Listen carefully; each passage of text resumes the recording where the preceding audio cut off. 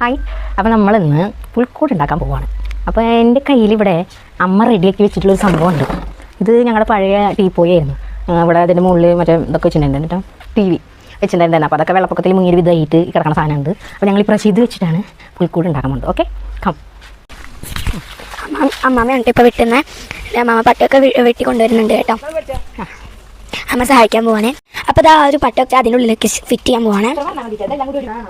ഇതുപോലെ തണ്ട കൊടുക്കണേ വേണ്ടിട്ട് വെക്കാൻ. അപ്പോൾ അത് ചെയ്യണേ അമ്മ, ഇതുപോലെ എല്ലാത്തിൻ്റെയും ചെയ്യണം.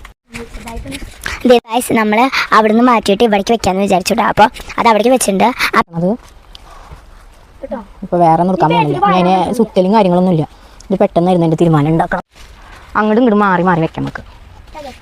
അങ്ങോട്ട് വെക്കുക, വീണ്ടും ഇങ്ങോട്ട് വെക്കുക, പിന്നെ വീണ്ടും അങ്ങോട്ട് വെക്കുക, പിന്നെ വീണ്ടും ഇങ്ങോട്ട് വെക്കുക. നമ്മൾ ഫുൾ കവർ ചെയ്യാം നമുക്ക്. ഇത് നമ്മുടെ നാട്ടിൽ പണ്ട് മുതൽ കണ്ടുവരുന്നൊരു സംഭവമാണ്.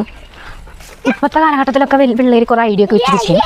പക്ഷേ ഞാൻ നല്ല മടിയൊക്കെ ചെയ്ത് തരണം, എത്രയും പെട്ടെന്ന് എങ്ങനെ തീർക്കാം എന്നുള്ളൊരു സംഭവമാണ് എൻ്റെ. അതുകൊണ്ട് ഞാനത് വേഗം തീർക്കാനുള്ള ഉദ്ദേശത്തിലാണ്. നമുക്കിതിൻ്റെ മേലേക്ക് ഈ സാധനം ഇങ്ങനെ വെച്ചിട്ട് കെട്ടി കൊടുക്കാം.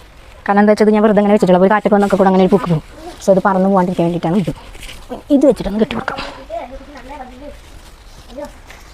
ഇത് ഉള്ളിൽ കൂടെ കെട്ടി കൊടുക്കട്ടോ.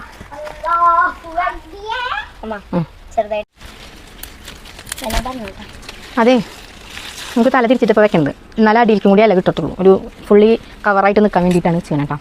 അപ്പോൾ എന്ത് വേണമെന്നറിയോ, കണ്ണാടി കൊടുക്കുന്നുണ്ട്.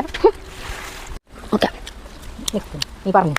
അപ്പോൾ ഗ്യാസ് ഇത്രയും ഈ ഒരു രൂപത്തിലായിട്ടുണ്ട് നമ്മുടെ പുൽക്കൂട് കേട്ടോ. ഇനി ഇതിൽ ലൈറ്റും അടിയിൽ കുറച്ച് കാര്യങ്ങളൊക്കെ വെച്ചിട്ട് നമുക്ക് വീണ്ടും സെറ്റ് ചെയ്യണം. അപ്പോൾ ഇപ്പോൾ നമ്മളുടെ അവസ്ഥ ഇതായിട്ടുണ്ട്. ആൻഡ് ഇതിനെ വെയിറ്റ്